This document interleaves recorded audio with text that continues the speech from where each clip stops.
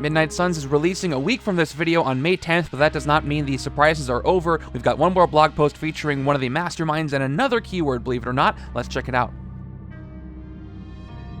When a card hunts for victims, you KO a bystander that is captured by any villain or mastermind or in the escape pile. If you can't, the card captures a bystander instead.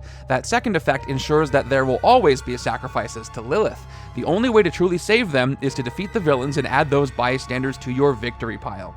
And as mentioned, our first mastermind is Lilith, Mother of Demons. And there she is, once again, look at that incredible art. So there's Lilith, she's got 8+ attack, a VP value of 6. Lilith gets +1 attack for each bystander in the KO pile. Always leads Lilith, another confirmation of a villain group, and Master Strike, Lilith hunts for victims. If she KOs a bystander this way, each player gains a wound. So as hunting for victims will often put bystanders in the KO pile, she is going to ramp up real fast, not only with her Master Strike, but I'm going to guess that her tactics and probably her villain group do the same thing, not to mention adding cards from other sets. I did mention the Brood last time when talking about the Blood Bank scheme, and now they're even worse if Lilith is the mastermind, because she's going to get buffed when the Brood get buffed because they all KO bystanders. Very terrifying, perfect for this game, and oh boy, I wonder what her epic side is like. So when fighting Lilith, you're going to want to prioritize getting villains with bystanders out of the city, rescuing those bystanders and making sure none escape, so that number 1, she doesn't get more powerful, and number 2, she doesn't pass out wounds when Master Strikes happen. But that also means that she can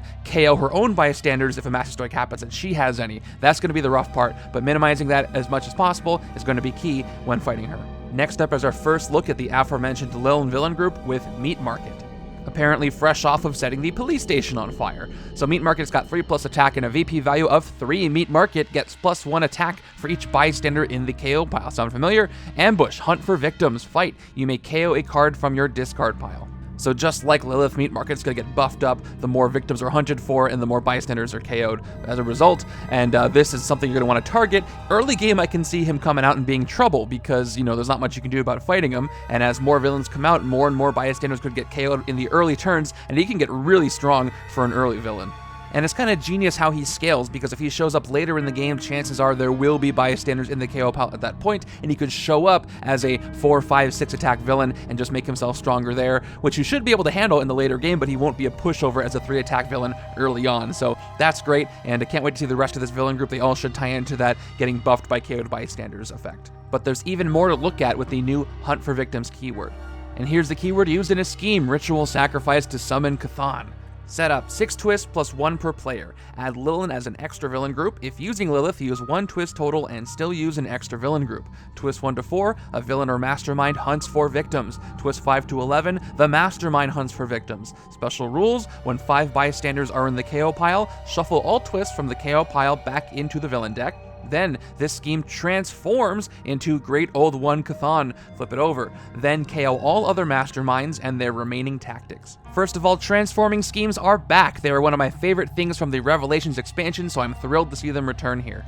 The other interesting thing is that if you use Lilith, you only add 1 twist instead of 6 plus 1 per player. I totally get why. She's going to do a very good job of KOing bystanders, so you don't need the twist effect to make that happen before the scheme transforms. Now, what's interesting is you can, in theory, avoid the scheme transforming if you don't let 5 bystanders ever get into the KO pile, but for the most part, you're probably not going to be able to avoid that. Also, it's important to note that twist 1 to 4, a villain or mastermind hunts for victims, and that's important because if there are no bystanders for that villain to hunt or mastermind to hunt, you can choose who gets the new bystander, and chances are you're going to want to give that to a villain, so it's easier to rescue before another hunt happens. But twist 5 to 11, going straight to the mastermind, so not much you can do about that. Now, if you're unfortunate enough to have those 5 bystanders in the KO pile, this scheme will transform, and it will transform into Great Old One Cathon. Now, the first thing that should pop out to you when you see this is, hey, there's art on this transform scheme. This never happens. That's really cool. The second thing you should notice are those big numbers. There's 27 printed attack here and a VP value of 13, making this the highest VP value on any card in Legendary so far. So here's Great Old One Cathon, Mastermind transformed, Master Strike or Twist. Destroy the current player.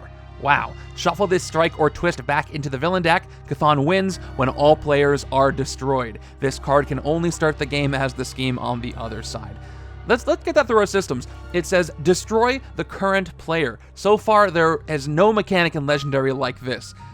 If a strike or twist happens, that's the end of the game for you. You can't play anymore. For those who play two-player or two-handed solo like I do, at least you have an extra chance to win this, but solo players, one strike or twist when Cathon is out and transformed, and that is it. This is brutal, so again, you're going to want to try to avoid getting to this side if at all possible, or if you do, hopefully you have enough attack to really take them down before that occurs. Especially because those strikes or twists get shuffled back in, so you can't just avoid it somehow. They're going back in there to try to get you out of the game again. Important to note too that when this transforms, it KOs all the other masterminds, so you're only up against Cathon here, making it a very terrifying one-on-everyone battle, and eventually a one-on-one before the last person is destroyed. Utterly terrifying. Never thought I would see something like this in Legendary, and it's going to be great fun to use this in a league or a tournament, so if you participate in those, look forward to facing Cathon one day. That is it for Marvel Legendary Midnight Suns previews. I will be bringing you a complete card overview as soon as I can, going over every single card in the set, letting you know what I think about it. I'll also be doing some streams, probably the day that it releases, so check the link in the description, follow the Twitch channel to find out when I'm going live with that, and until then, take care everybody.